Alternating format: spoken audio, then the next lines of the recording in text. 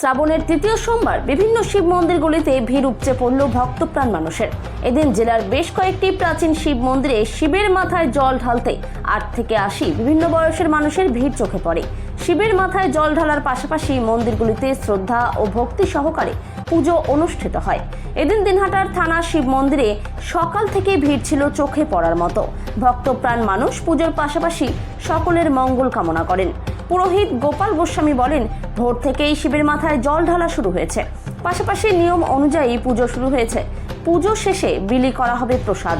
আমাদের প্রথম সোমবার থেকে শ্রাবণে শুরু হয়ে গেছে দিনহাটার থানার শিব মন্দিরে বাবার ভোলেনাথের পূজা অর্চনা এবং জল ঢালা। ভক্তরা আনন্দের সহিত এখানে এসে মন্ত্র উচ্চারণ করে বাবাকে জল অর্পণ করছেন, অঞ্জলি দিচ্ছেন এবং আজ তৃতীয় সোমবার উপলক্ষে ভক্তদের মধ্যাহ্নে কালীন বাবার ভোগরাগ এবং দিনহাটা থানার পক্ষ থেকে ভক্তদের প্রসাদের ব্যবস্থা করেছে। ঠিক মধ্যাহ্নে ভোগ হয়ে যাওয়ার পর ভক্তদের আজ প্রসাদ বিতরণ করা হবে। এইভাবেই আমাদের এই অনুষ্ঠানের কর্মসূচি আজ চলবে। গোপাল গোস্বামী, দিনহাটা থানার পুরোহিত।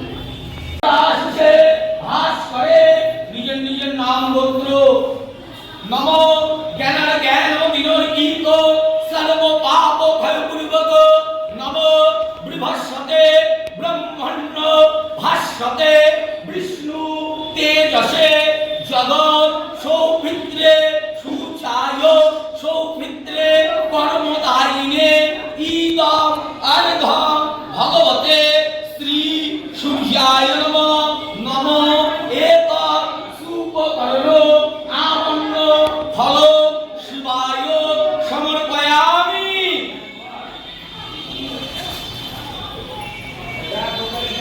এবার ফুল বেলপাতা দেখি ফুল বেলপাতা। আচ্ছা তোমার তো এই যে একটা দিয়ে যান, ওই যে নেন বলেন, আমি সামনে ওই পাশে দিয়ে দিচ্ছি। আর এগুলো তুলে নেন। আচ্ছা সবাই হাতে জল নিয়ে নেন,